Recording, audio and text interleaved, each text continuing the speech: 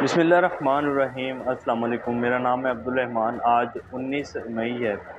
पाकिस्तान का क्या मसला है जी? पाकिस्तान आज 75 साल बाद भी हम लोग यहीं फंसे हुए हैं कि जी हम लोग नाजुक दौर से गुज़र रहे हैं। पाकिस्तान की अगर कुल जमहूरी उम्र देखी जाए तो 35 साल है और 4 पाकिस्तान में माशाल्लाह लगे हैं। इन 35 सालों में पाकिस्तान की कुल आवाम ने 16 करोड़ थी, फिर 20 और अब पाकिस्तान की 25 करोड़ आवाम है।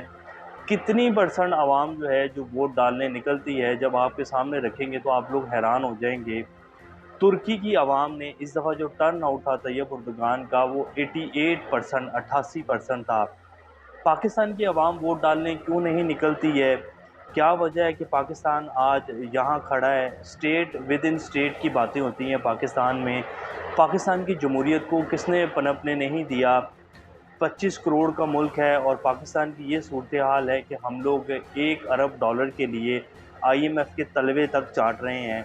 1970 में पाकिस्तान से बांग्लादेश अलग हुआ और इस टाइम बांग्लादेश के जो ज़खायर हैं वो 100 अरब डॉलर से ऊपर हैं और पाकिस्तान का जो कर्ज़ा है वो 57,000 अरब है, जो कि पाकिस्तान किसी सूरत अदा नहीं कर सकता। और पाकिस्तान की इस टाइम जो जीडीपी जो ग्रोथ रेट है पाकिस्तान की 0.3 और 4% पाकिस्तान की जीडीपी है। इन मसाइल का क्या हल है? क्या पाकिस्तान ने आज पाकिस्तान की आवाम ने और पाकिस्तान की ये जो जमहूरी सियासी पार्टियां हैं और साथ ही पाकिस्तान की जो इस्टेब्लिशमेंट है, क्या हमने आज 75 साल बाद भी कोई सबक सीखा है? तो ना तो पाकिस्तान की सियासी जमातों ने और ना ही पाकिस्तान की इस्टेब्लिशमेंट ने कोई सबक नहीं सीखा है। हमारे वज़ीर-ए-आज़म इमरान खान साहब साबिक़ वज़ीर-ए-आज़म हैं। आजकल उनकी पार्टी जो है पाकिस्तान की सबसे बड़ी सियासी जमात है और आज उनके साथ जो हो रहा है आप सब लोगों के सामने है। 9 उनके एमपीए जो हैं उन्होंने उनको छोड़ने का ऐलान कर दिया। 9 से 10 एमपीए जो हैं।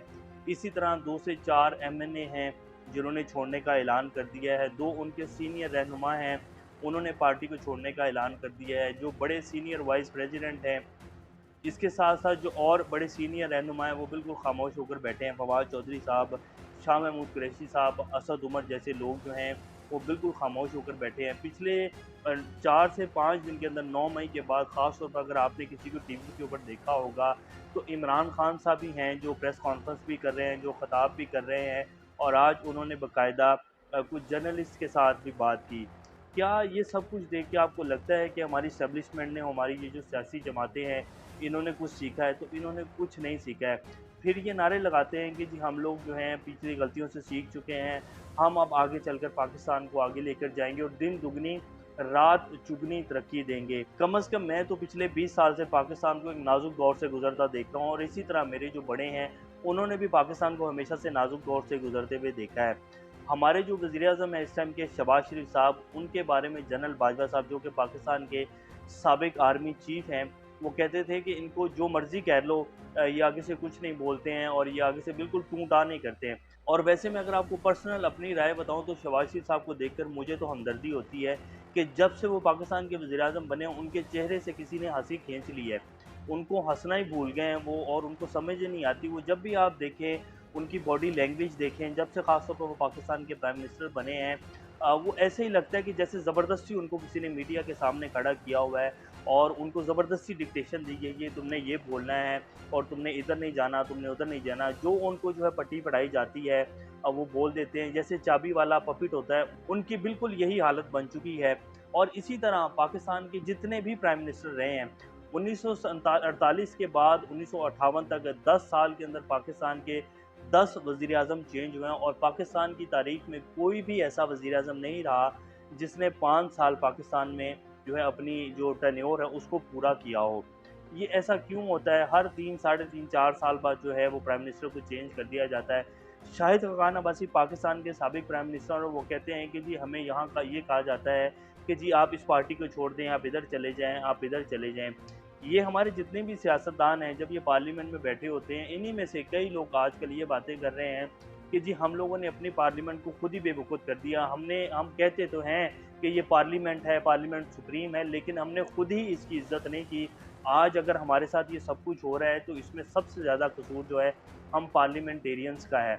क्या पाकिस्तानी अवाम का भी कसूर है? तो हाँ जी, अगर आज 75 साल बाद हम यहाँ खड़े हैं और हम ये सोच रहे हैं कि पाकिस्तान का क्या बनेगा, हमारी जो आने वाली नस्लें हैं, जो हमारी नस्लें जवान हो रही हैं, क्या वो भी ऐसा ही पाकिस्तान देखेंगी? तो जी बिल्कुल, वो भी ऐसा ही पाकिस्तान देखेंगी, क्योंकि पिछले 75 साल में आज तक पाकिस्तान की अवाम ने सिर्फ़ 30% 35% वोट जो है वो डाला है, जिसमें से अगर 5% आप फेक वोट निकालें तो 30% लोग जो हैं वो वोट कास्ट करने के लिए गए हैं।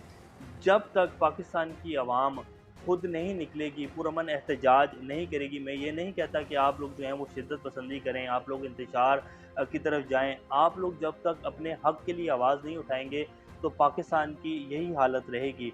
फिर ये जो बात होती है कि स्टेट विद इन स्टेट क्या है, 2008 की एक रिपोर्ट के मुताबिक पाकिस्तान की जो एस्टेब्लिशमेंट है 20 अरब डॉलर के असासे हैं उनके, यानी कि कुल मालियत जो है एस्टेब्लिशमेंट की 20 अरब डॉलर थी। ये एक बाकायदा किताबों में भी आया और इसके ऊपर बहुत सारी बातें जो हैं हुई थी।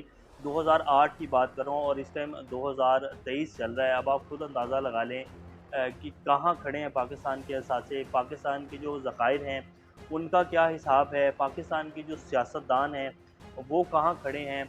आसमा जहांगीर कहती थी कि अगर पाकिस्तान के जर्नैलों की करप्शन सामने आ जाए तो सियासतदान जो हैं वो फरिश्ते लगने लगेंगे।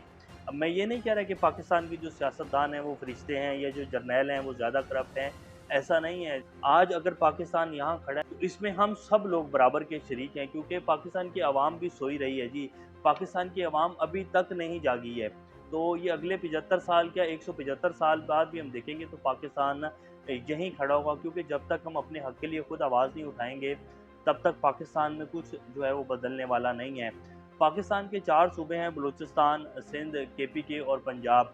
बलूचिस्तान में मुझे तो कम से कम पिछले 20-25 साल से हम सुनते आ रहे हैं कि जी अलहदगी पसंद तंज़ीमें जो हैं वो चल रही हैं, जो चाहती हैं कि जी बलूचिस्तान को अलग कर दिया जाए और इंडिया का हिस्सा बना दिया जाए, बलूच लिबरेशन आर्मी और बहुत सारी ऐसी बातें और बहुत सारी ऐसी रिपोर्ट्स और किताबें बाकायदा लिखी गई हैं। इसी तरह अगर आप केपीके को देख लें तो केपीके पिछले 20-25 साल से 30 साल से दहशतगर्दी की लहर ही वहाँ से ख़त्म नहीं हो रही। सिंध को देख लें तो सिंधी और महाजन की लड़ाई 30-35-40 साल हो गए, वो नहीं ख़त्म हो रही।